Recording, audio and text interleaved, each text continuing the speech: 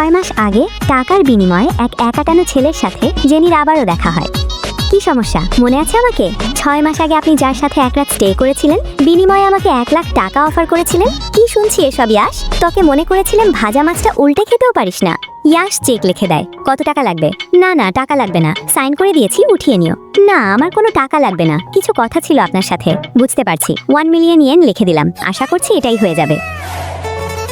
আরে আরে, আপনি বুঝতে পারেননি? এই যে শুনছেন, 12টা বেজে গেছে, বাসায় যেতে লেট হলে তো আবার অত্যাচার সহ্য করতে হবে। কি রে, এই মেয়েকে কোথায় পেলি? এটা জাস্ট একটা ইনসিডেন্ট ছিল, আর কিছুই না।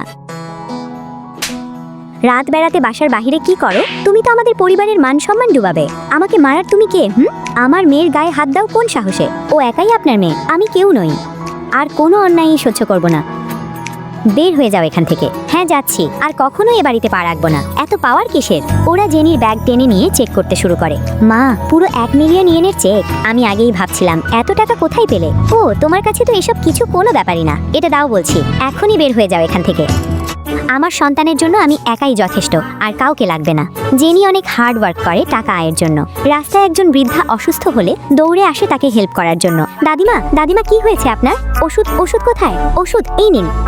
ঠিক আছেন আপনি? হ্যাঁ হ্যাঁ, এটা রেখে দাও। আরে না না, রাখো বলছি, আমার অর্ডারগুলো দ্রুত ডেলিভারি দিতে হবে, আমি আসছি। আরে দাঁড়াও ইয়াশ, দেখ আমি কি পেয়েছি। চার্চে যেই মেয়ের সাথে আমাদের দেখা হলো না, ও আমাদের কোম্পানিতে সিভি ড্রপ করেছে। তোমরা দুইজন দেখি এদিকেই। গ্র্যান্ডমা কেমন আছেন? ও এখানে কি করছে? তুমি কিভাবে চিনো? আরে ও তো সকালে আমাকে বাঁচিয়েছে। কত করে বললাম প্রতিদান হিসেবে আমার এই চুড়িটা নিতে, কিছুতেই নিল না। এই মেয়ে, তুমি শিওর?